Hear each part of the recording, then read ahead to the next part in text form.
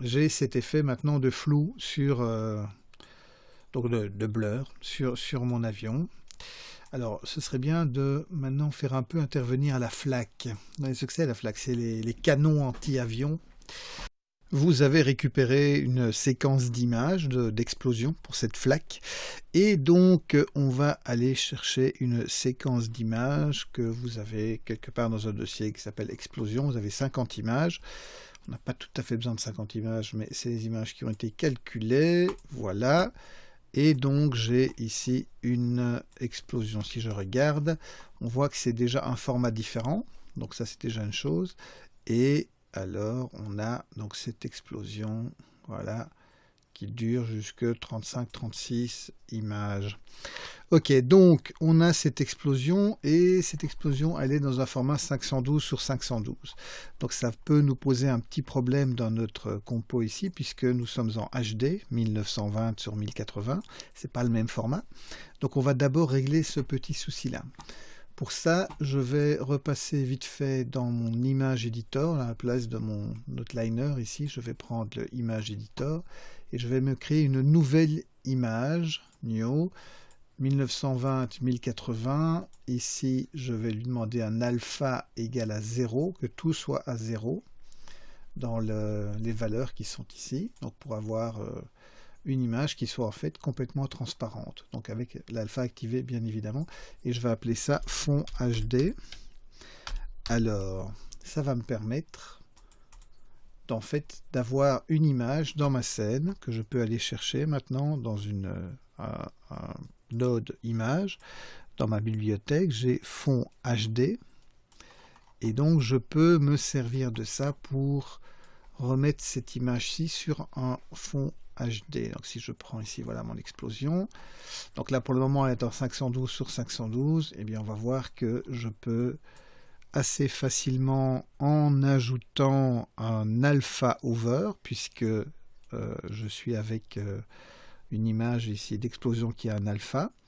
Donc je vais la mettre là en dessous, je vais mettre l'autre au-dessus, et quand je regarde le résultat, et bien maintenant j'ai une image HD avec mon explosion au milieu. Et donc là, je ne risque plus d'avoir de soucis. Ok, qu'est-ce qui va se passer quand je vais mettre cette image, par exemple, ici? Donc là, c'est pareil, hein, il y a un alpha. Il va me falloir un alpha over. Donc, je vais faire un Shift D en ayant sélectionné ce node.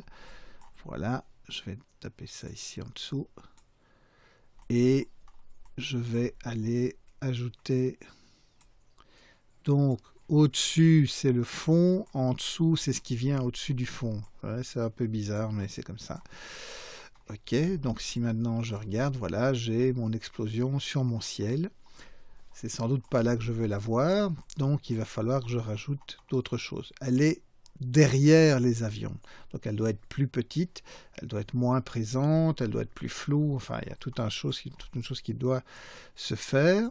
Donc, qu'est-ce que je vais faire? Ceci, en fait, va être quelque chose qui ne bougera pas. L'autre chose d'autres choses qui vont bouger, c'est peut-être la valeur de flou et la valeur de placement. Dans quelle la valeur de transformation, en fait. Où est-ce qu'il est, à quelle taille il est. Donc ça va être deux éléments sur lesquels je vais devoir jouer. Par contre, ceci, je ne vais plus y toucher, c'est fait, donc je vais les grouper. Je vais en faire un petit package qui va être plus facile que d'avoir trois nodes qui traînent l'un dans le coin. Donc je vais aller dans mon menu Add, Group, Make Group, où je peux faire le raccourci clavier CTRL-G. Voilà, donc là j'ai ce groupe qui est fait. J'ai la flèche ici au-dessus à côté du espèce de petite punaise là, juste au-dessus qui me permet de sortir de ce groupe, sinon mon Dieu, où suis-je? Et donc voilà, j'ai mon groupe que je peux sans doute renommer pour que ce soit un peu plus évident. Alors voilà, il s'appelle groupe label ici, on va l'appeler explosion. On va même l'appeler explosion 01. Voilà.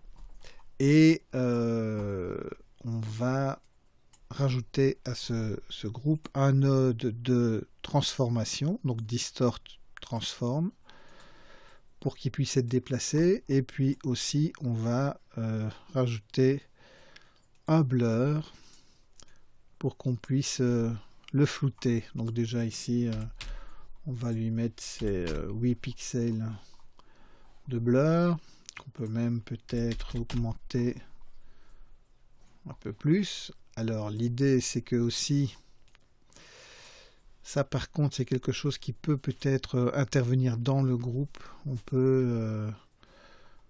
ouais. Donc la saturation, non, ça va jouer en fonction des choses. Une fois qu'on a mis quelque chose dans ce groupe, en fait, après ça devient plus difficile pour dupliquer le groupe. Enfin, il fait des instances automatiquement. Donc, ce qu'on va faire, c'est rajouter ici une color correction, enfin en tout cas un hue saturation value pour enlever la saturation un petit peu. Et sa valeur aussi. Peut-être l'augmenter, sa valeur, pour le...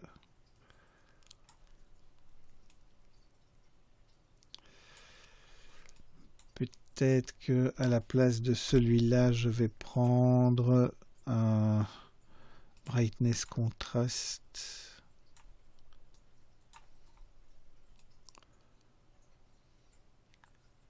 Et augmenter son... Voilà, je vais un peu augmenter son brightness puisqu'il est plus loin, donc, et diminuer un peu son contraste aussi pour, voilà, qui est assez sympa. Non, diminuer, on a dit, moins 0,75. Quelque chose comme ça. Et on va le mettre là, plus loin au fond. 85 peut-être. Ouais. Et 1.5. Ok, donc pour ça, je vais le déplacer en X.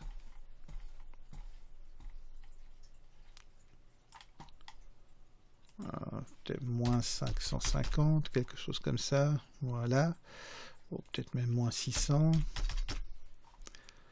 Ok, et on va changer sa taille.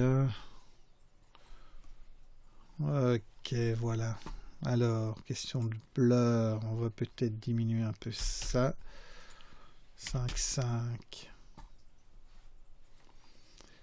Ouais, sa taille peut passer à 0,2. Il est assez loin.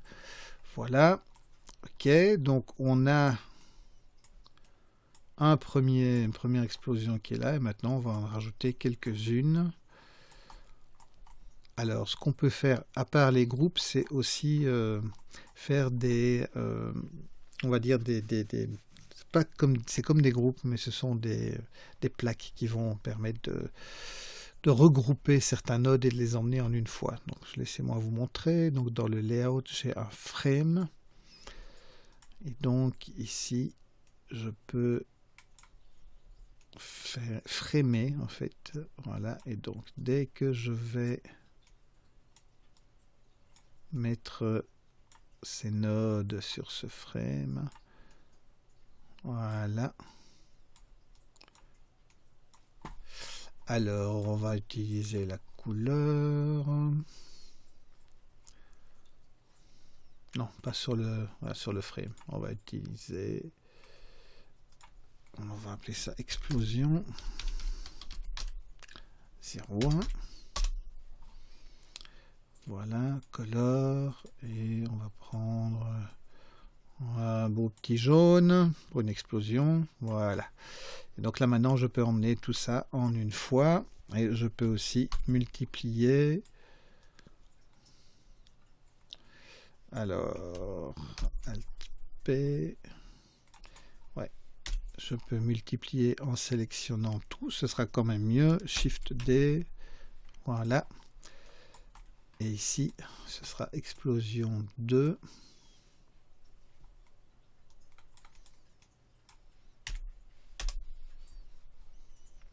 Donc c'est explosion 0, frame 001 parce que c'est le deuxième qu'on a créé, mais c'est l'explosion 2. Et ici, majuscule D. Et je viens Voilà. Là, on va changer la transform. Mettons 500. Donc maintenant, il est là. On va le mettre un petit peu plus haut.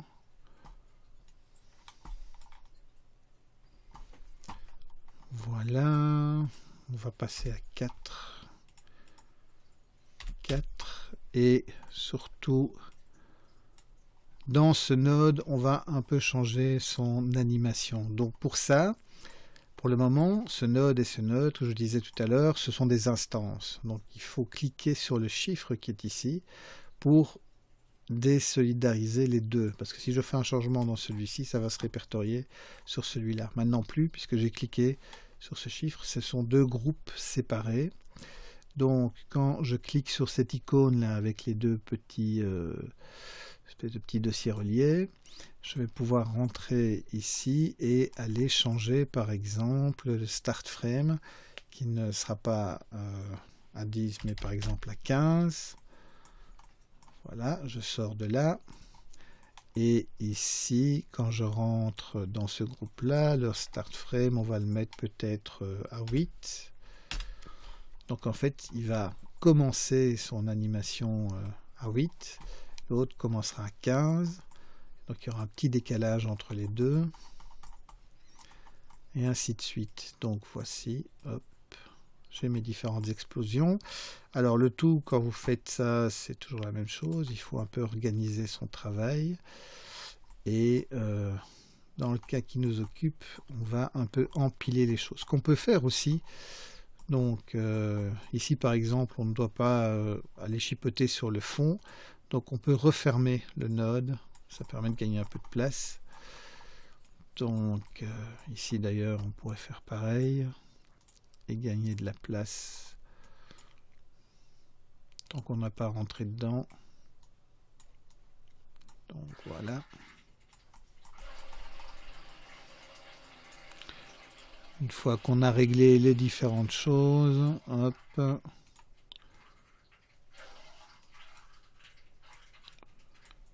Et hop, voilà.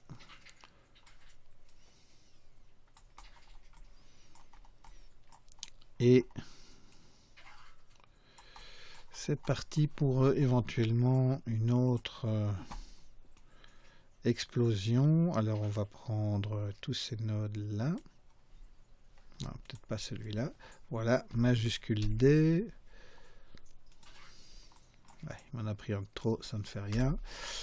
Voilà, donc ici, je vais rentrer là-bas. Là-bas, je vais revenir ici. Donc il y aura 3 explosions ici qui seront vers le fond. Donc cette explosion-ci, elle va par exemple venir à 35. Par exemple. Et au niveau de son transform, on va donc, quand on sera à 35 dans ces eaux-là,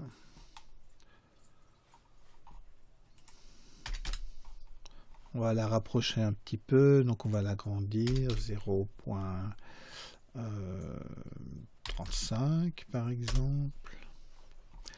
Et on va la descendre un petit peu.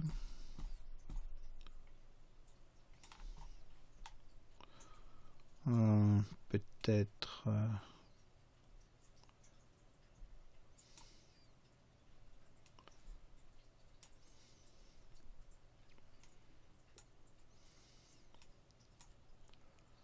quelque part par là. Voilà.